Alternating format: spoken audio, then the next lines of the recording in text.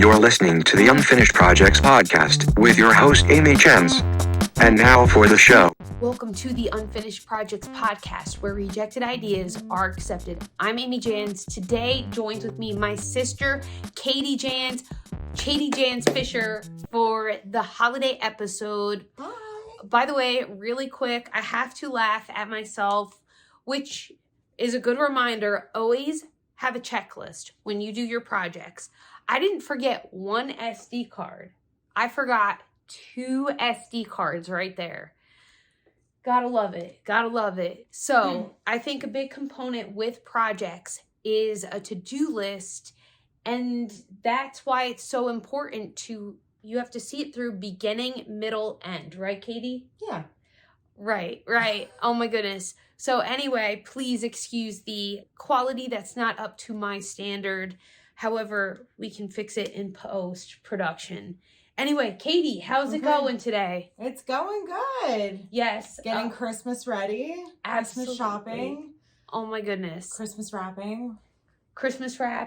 And tell everybody a little bit about what you do and a little bit about what industry. Her industry is so random. I can't even articulate it. What the heck is it? So I'm actually don't give away the company. No. But I'm actually a legal drug dealer. I work in the pharmaceutical distribution industry. That's great. Yeah, it's legal. I Legalized promise. drugs, Yeah, all of them. No, essentially, if you go to a doctor's office and you need a prescription and he gives you a sample, I work for a company that helps distribute the samples across the United States. Nice. So if you see a Paxil notepad, this person might have okayed it. Yeah, well, the drug. Oh, the drug, not the arts and crafts of the promo. We do the promotional material as well, but part of what we do is also the drug sampling. Love it.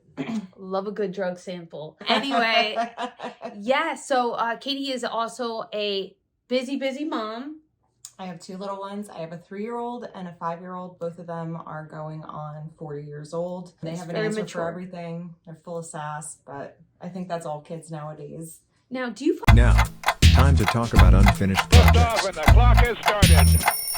find as a mom that your creative projects are on hold, or do you feel more charged as a parent to make creative projects? That's a really interesting question. I feel like as a mom, ideas come more organically and they're always running through my mind.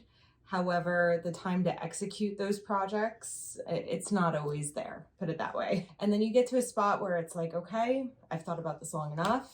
I'm just going to do it. If you don't have time, you have to make time. But, that's easier said than done. But that's a great point. You as a mom, you legit time. I hear people that become parents, they say one thing that is so much more real now is that time is now or never, really. Yeah, exactly. And it's just, you keep telling yourself with certain projects tomorrow, but sometimes tomorrow doesn't come. So you just have to sort of hunker down and say, okay, hopefully tomorrow comes. Hopefully tomorrow comes. And by that I don't mean that in a grim way. I just mean you keep saying tomorrow, but that tomorrow never actually becomes today in the sense of today's the day I'm going to do the project. But I'll give you an example. I recently took some time off of work to be a stay-at-home mom, and I was home with my 2 little ones during the pandemic. But, now I'm back at work. But during that time off, I went to a bachelorette party. And one of the things we did during the bachelorette party was we drank. We went to, it was a store. Okay. It was a spot where you drank and made crafts. Ooh. And it was awesome. A wine and sip? Sort of like a sip and paint, but better because you actually got to build stuff with your hands and you got to drink tequila instead of wine. You actually got to drink margaritas and So tequila, the takeaway is tequila is better for productivity than wine. Yeah. No. But I had so much fun doing it. I came home from that trip and I was like, this is amazing. And I went out and I ended up making a bottle opener, a wooden bottle opener. I used transfer paper to make a I traced like a lion stencil and transferred like a picture of a lion onto this wood. And it came out amazing, by the way. Way better than anything I ever thought I could do. We'll have to find a... Wait, where is this project? Oh, it must be in my garage or my basement. See it. So we will dig that out later.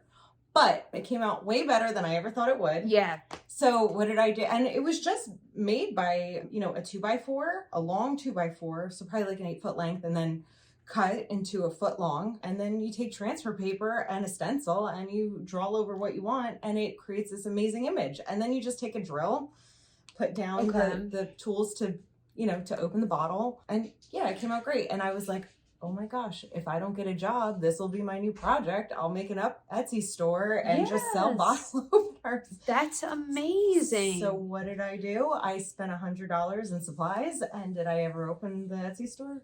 No. That is so funny. Now maybe I have tools for Christmas presents for people. Absolutely. So. You know, you brought up a couple points. One is the necessity to have fun, to actually be more productive. So you went to your bachelorette party and you socialized and you had fun, and then you came back with this enlightened inspiration. Yeah, it was amazing. It was fun. I can't remember the last time I had done something like that. So yeah, so that's a great takeaway. Tip number 1, if you feel like you are kind of stuck hitting a wall, go out and have fun with friends.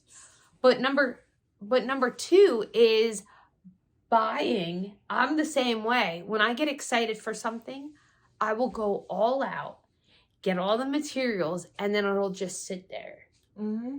But I tell you, if you just use them, you start to your brain starts to connect the dots on how to use them. Like I got all these like beads because I wanted to have like a little Etsy shop. And I tell you, you know what? I do it for fun now. I make little things. Yeah. I do it with my nieces. We make little bracelets and necklaces. So it's like, forget perfection. Just focus on the fun.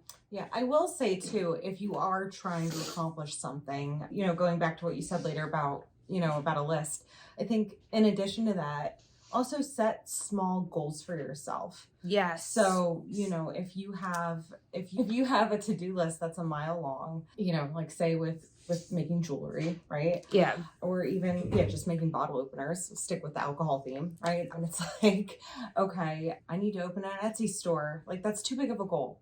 Yeah. Right? Agreed. Make a list. How are you gonna get there? So step 1, you need inventory, right? Instead of focusing on, I need to make 25 bottle openers to open the store, set a small goal and say, by this Friday, I plan on having 3 pieces of inventory done. Yeah. And just, you know, chip away at it little by little. Sometimes if you think of things too big, it just becomes overwhelming, and then you do nothing. You just shut down, you know, it's like, oh. But there's something very rewarding about, you know, being able to say, check. And exactly. Then that's off your list and you move on. Yeah. Well, and also the fact of breaking down goals smaller, it helps you see things that you didn't know, like an Etsy shop. So not only will you need to make the inventory, but you'll need to photograph the inventory. So that's a to-do list. 3rd, you'll need to write a description. That's another thing. And putting it all in your Etsy shop. So it helps you see. And then once you're able to see more clearly, it becomes more actionable. And like, oh, okay. Like I have an Etsy shop and, you know, it's my little thing. I sold 2 t-shirts the other week. And it's just very low maintenance once you start getting it off. So I challenge you. This is your challenge for 2022, Katie. I challenge you to put up 1 cork on an Etsy shop. All right. Challenge accepted. All right. Now that leads us to the New Year's. Do you have any current New Year's Eve resolutions? Oh boy, that's a good one. So I think, you know, as far as New Year's resolutions go, I mean, there's always the really big ones, right? So it's always, you know, get in better shape, get better financially. I think I would like to make it a resolution to travel a little bit more, even if it's just like small weekend trips, you know, just finding something to new places to go, new sights to see. Just, absolutely. I have 2 little kids, just to sort of, keep them well-rounded and expose them to new things. That would probably be one of my main goals for this year. Absolutely. And what are you doing to achieve that? So today you went to get your passport. Actually, today. So you're actively building towards that goal currently, right? Yeah, absolutely. I told my husband now we'll have the freedom to leave the country if that opportunity ever comes up. Yes, we always got to be ready. And heck, billionaires are looking to leave the world. Yeah. So going up into space, never know. Yeah. Always ready. Now, what about in the past, in reflective mode, in terms of resolutions? Have you ever had a particular goal that you did not finish? Well, that's a good question. I would say in terms of maybe because everyone comes out of the gates really strong on New Year's Day, right? Absolutely. If your goal is to pay down debt, you're paying down as much debt as you can. If your goal is to lose weight, you're drinking smoothies and eating kale for dinner every day. Right. January 1st, I would say in terms of something, maybe I didn't stop, but maybe something I've walked back a bit is, it's always a goal of mine. I like that, walked back a bit, because it's not quitting. Walked back. It's great. I love that. But, I would say credit cards and just spending money in general. I think everyone's been in a spot at one point in their life where they've spent a little more money than they had cared to. Absolutely. So, one of my goals in 2020 was to pay off my credit card debt, which I had done. And once I had that goal achieved, or once I achieved that task, the overall goal was to be able to take a few months off, to leave my previous job and spend some time with the children. So that was a good motivator for me. And you achieved that. And I did. And I did. So you thought about the why. So keep that in mind. Tip 3, focus on why.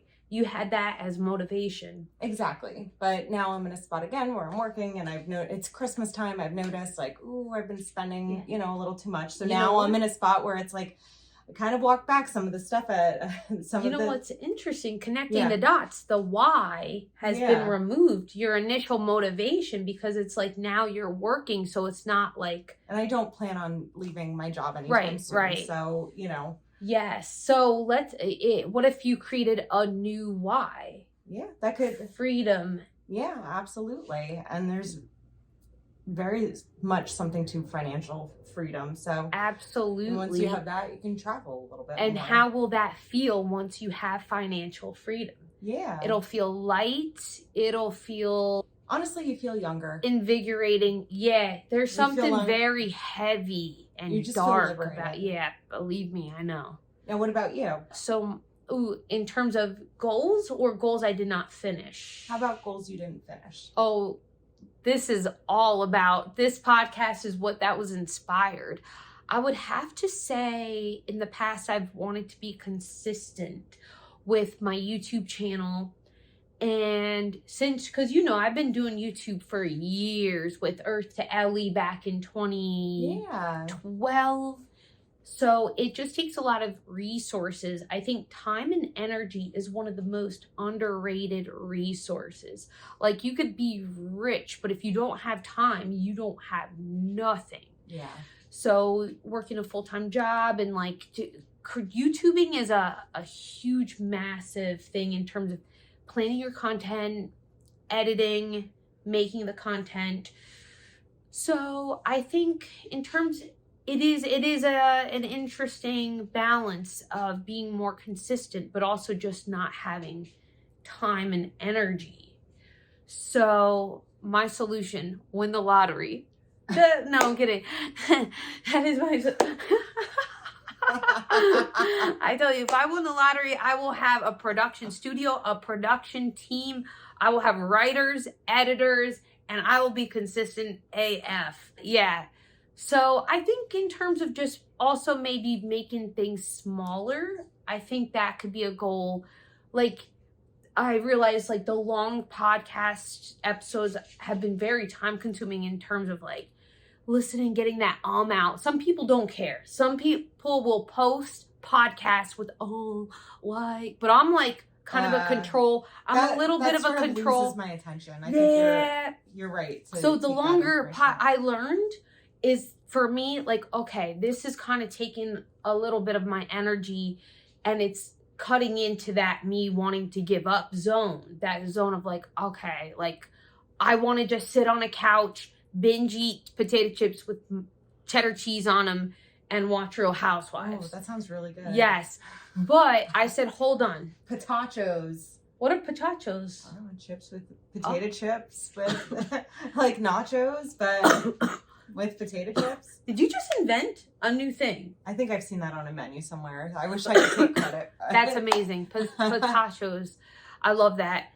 But anyway, so what I learned from listening to myself is, okay, now I set a timer. Yeah. So my last episode, the beauty of anonymity, I can't even say it, but of not being like this huge like podcast right now is that I can play around with formats and see what works. Yeah. So now I'm keeping it under 30 minutes. Oh, okay. And that's my give and take. So I think it's a constant dance, but also not being hard on self.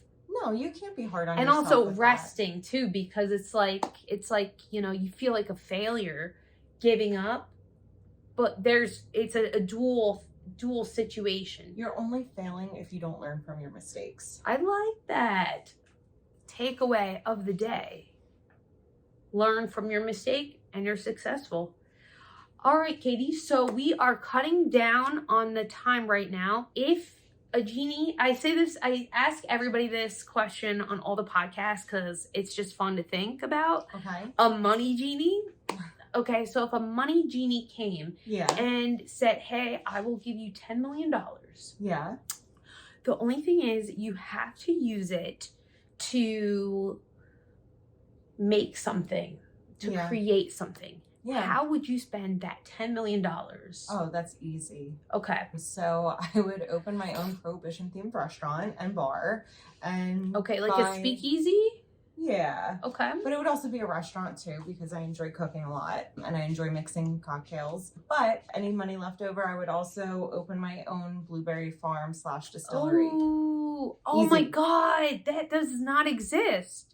A farm to table cocktail bar. Easy. It's something I've always wanted to do. Oh my goodness. And that could be on trend too, because might need more than $10 million, but I don't think so. I don't think so. I mean, in Brooklyn, even, you know, farm to table, it became a huge trend with the restaurant. So if there were a cocktail bar, farm to drink, that does not exist. I mean, I'm sure it's out there somewhere. It doesn't exist in New Jersey, I think, because of the regulations. But, you know, in other states, I think there's some in New York State. And there might be some up in New England. But, but it's not a thing in New Jersey.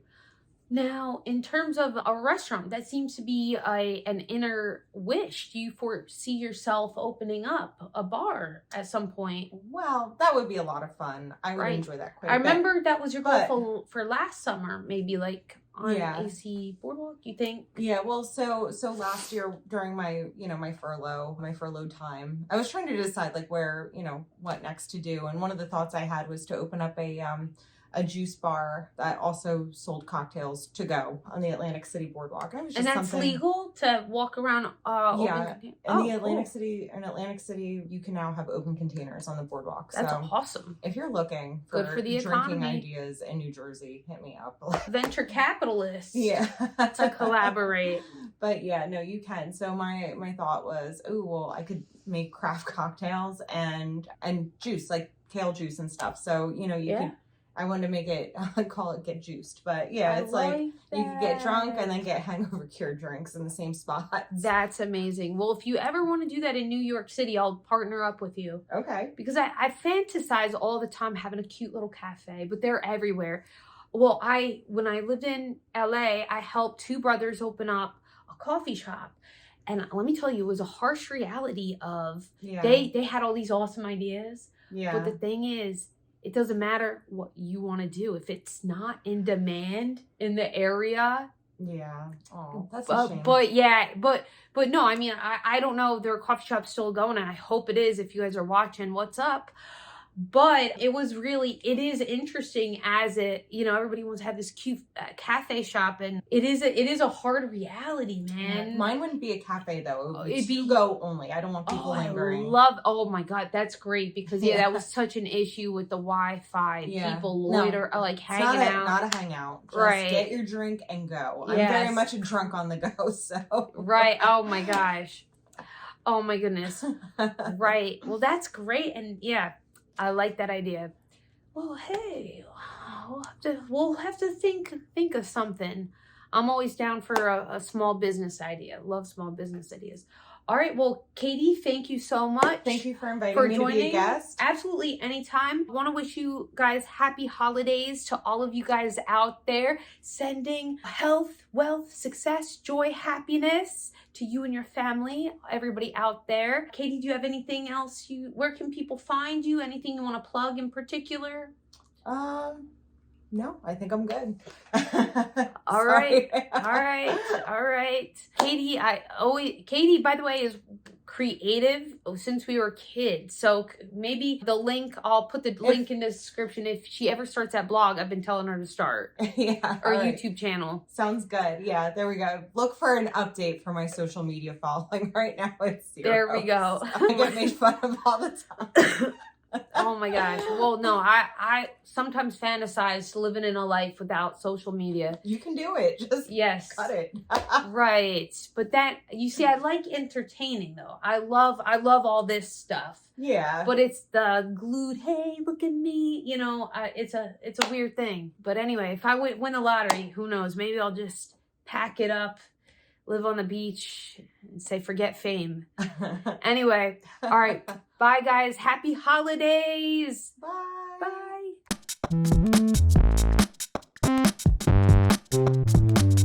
Thank you for listening to the podcast. Follow, subscribe, and leave a good review if you can. Have an awesome day, sending you a magical amount of safety, health, happiness, and money.